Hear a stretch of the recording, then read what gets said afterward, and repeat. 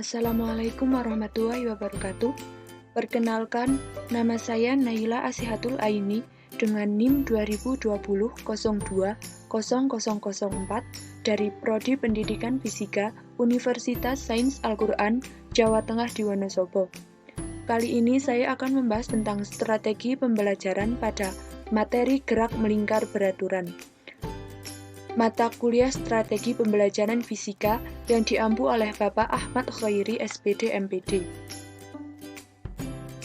Di sini saya menggunakan model Problem Based Learning atau PBL.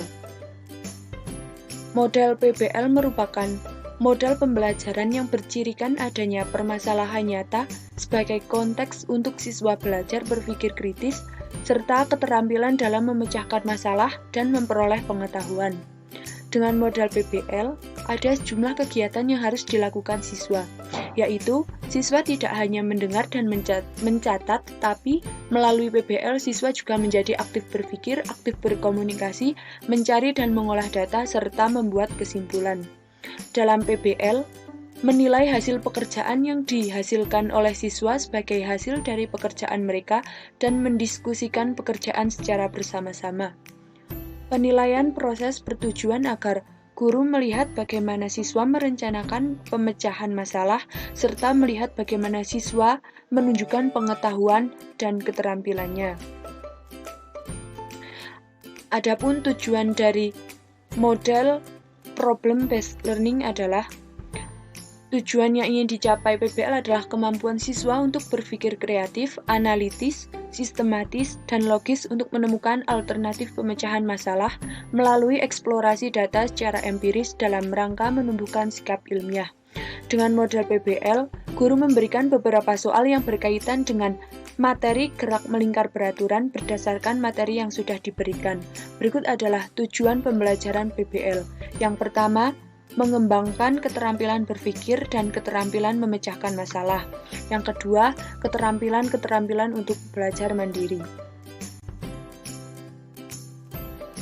Adapun strategi dan pendekatan yang digunakan adalah strategi discovery learning, yaitu menggunakan metode diskusi, tanya jawab, penugasan, praktikum, dan presentasi, siswa diharapkan dapat menganalisis besaran fisis pada gerak melingkar beraturan dan penerapannya dalam kehidupan sehari-hari, serta dapat melakukan percobaan berikut dengan presentasi hasilnya, sehingga kemampuan siswa untuk berpikir kritis kreatif dapat berkembang. Pendekatan contextual learning yaitu pembelajaran menuntut peserta didik untuk melakukan proses dalam menemukan pengetahuannya secara mandiri lewat serangkaian investigasi, pencarian eksplorasi, dan mengarahkan peserta didik untuk melakukan percobaan, serta memecahkan masalah materi pengetahuan tentang gerak melingkar beraturan. Sintak pembelajaran. Yang pertama yaitu tahap pendahuluan, di mana guru mengkaitkan materi pembelajaran yang akan dilakukan dengan pengalaman belajar siswa dengan cara bertanya, misalnya, apakah kalian pernah melihat atau bermain komedi putar, dan bagaimanakah pergerakan dari komedi putar tersebut? Dan apakah yang dimaksud dengan gerak melingkar? Yang selanjutnya yaitu guru menayangkan PowerPoint yang berisi gambar contoh gerak melingkar, kemudian guru menyampaikan materi bahwa dalam kehidupan sehari-hari banyak ditemukan contoh dari gerak melingkar beraturan. Yang kedua yaitu tahap penyajian. Guru menjelaskan sekilas tentang materi mengenai frekuensi periode, hubungan kecepatan sudut, serta percepatan sentripetal. Kemudian, guru membagi siswa ke dalam beberapa kelompok yang guru menyuruh siswa mengumpulkan informasi dari berbagai sumber mengenai gerak melingkar serta menyuruh siswa untuk melakukan percobaan gerak melingkar. Kemudian siswa mempresentasikan hasil diskusi dari hasil praktikum gerak melingkar. Yang ketiga adalah tahap penutup, yaitu guru memberikan pemantapan materi tentang materi gerak melingkar dan memberikan kesimpulan mengenai materi gerak melingkar serta mengevaluasi hasil belajar mengenai materi gerak melingkar.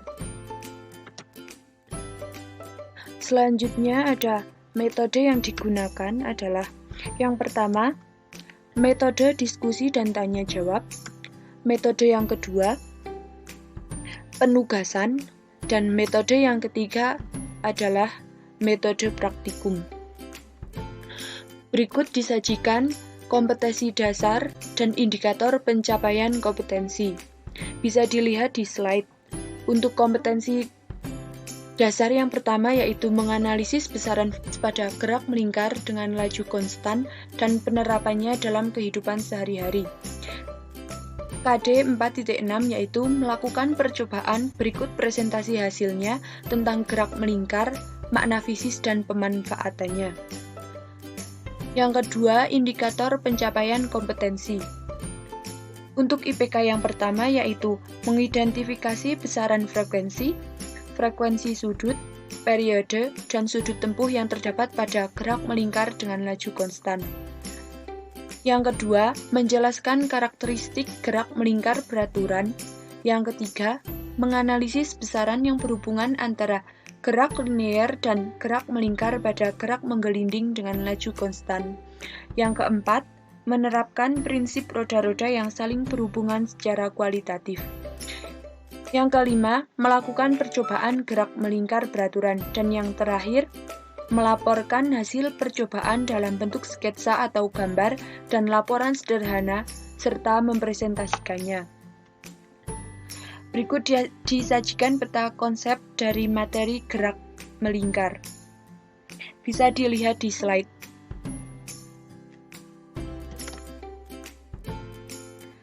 Tahukah teman-teman,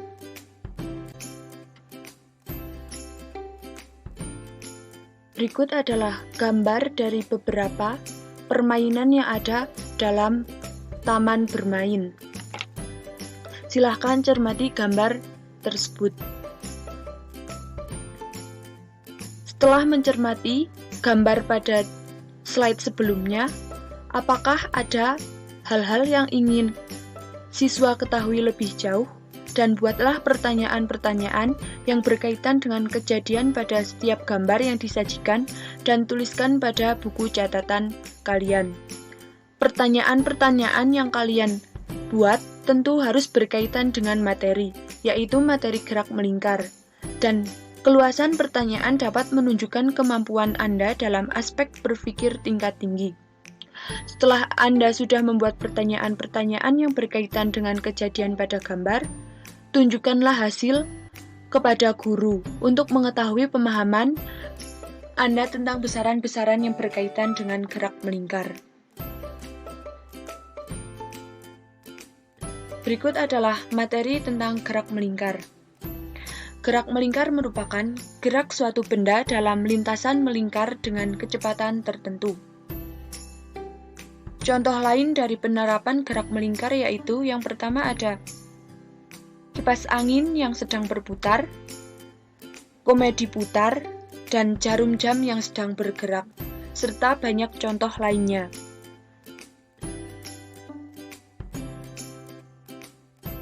Berikut adalah besaran pada gerak melingkar. Yang pertama, periode yang dilambangkan dengan T. Yang kedua ada frekuensi dengan lambang F. Yang ketiga, kecepatan sudut dilambangkan dengan omega. Selanjutnya ada posisi sudut yang dilambangkan dengan theta. Ada kecepatan linear yang dilambangkan dengan V. Percepatan sentripetal dengan AS. Dan yang terakhir, gaya sentripetal dengan Fs. Kita bahas satu persatu besaran-besaran dalam gerak melingkar.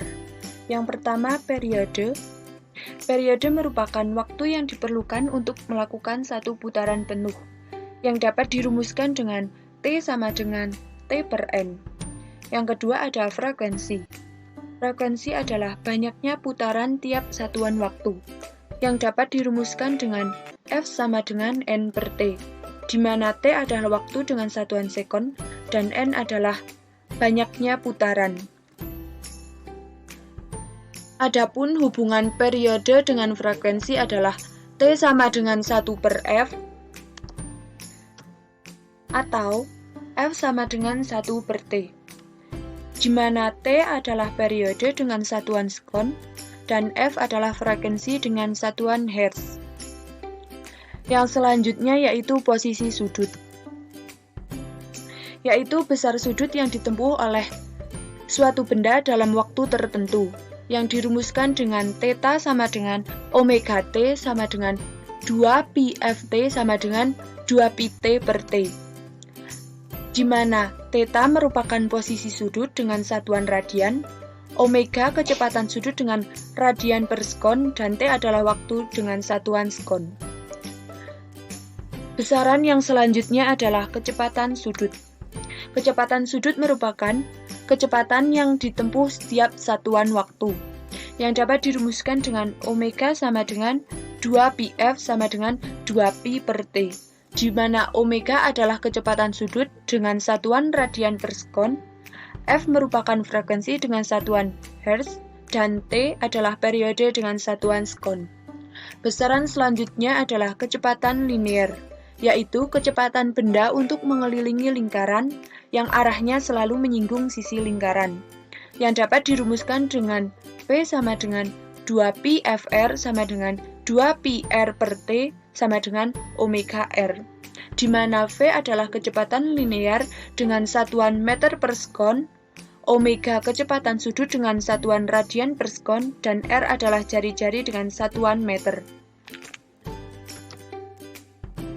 Besaran yang selanjutnya yaitu percepatan sentripetal. Percepatan sentripetal adalah percepatan yang arahnya selalu menuju pusat lingkaran, yang dapat dirumuskan dengan AS sama dengan V kuadrat per R sama dengan omega kuadrat R, di mana AS adalah percepatan sentripetal dengan satuan meter per sekon kuadrat, V adalah kecepatan linear dengan satuan meter per sekon, dan omega adalah kecepatan sudut dengan radian per sekon. Besaran selanjutnya yaitu gaya sentripetal. Gaya sentripetal adalah gaya yang arahnya selalu menuju pusat lingkaran dan tegak lurus dengan vektor kecepatan linear, yang dapat dirumuskan dengan Fs sama dengan M kali As sama dengan V kuadrat per R sama dengan M omega kuadrat R, di mana Fs adalah gaya sentripetal dengan satuan Newton, M adalah massa benda dengan satuan kilogram, dan As adalah percepatan sentripetal dengan satuan meter per sekon kuadrat. Yang selanjutnya yaitu materi gerak melingkar beraturan atau GMB. Adapun ciri-ciri dari GMB adalah sebagai berikut. Lintasannya berbentuk lingkaran. Yang kedua, dalam waktu yang sama, besar posisi sudutnya juga sama. Besar arah sudutnya tetap, tetapi arahnya berubah. Besar dan arah kecepatan sudutnya tetap. Besar dan arah percepatan sentripetalnya tetap. Besar percepatan tangensialnya sama dengan 0. Besar percepatan sudutnya sama dengan 0. Dan yang terakhir, besar percepatan total sama dengan besar percepatan sentripetal. Berikut persamaan yang digunakan dalam GMB. Omega sama dengan delta theta per T. Delta theta sama dengan omega T.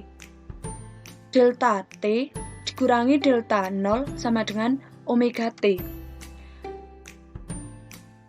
Theta T sama dengan theta 0 plus omega T, di mana theta 0 adalah posisi sudut awal, theta T adalah posisi sudut akhir, dan delta T adalah perubahan posisi sudut, di mana ketiganya satuannya sama yaitu radian.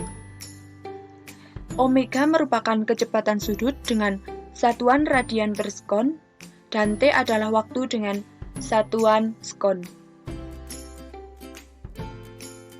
Setelah Anda memahami uraian singkat materi dan contoh di atas, coba diskusikan dengan teman atau kelompok Anda soal berikut ini. Yang pertama, sebutkan 5 contoh benda yang bergerak melingkar dalam kehidupan sehari-hari. Pertanyaan yang kedua, dari kelima contoh tersebut, manakah yang merupakan gerak melingkar beraturan, dan jelaskan jawaban Anda. Pertanyaan yang ketiga, Berilah contoh benda-benda angkasa yang bergerak melingkar. Tentukan laju translasi dan laju sudutnya dengan melihat data-data yang ada.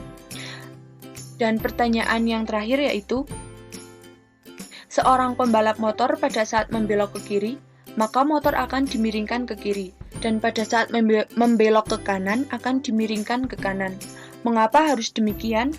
Tulislah hasilnya pada buku kerja Anda. Dan berikut adalah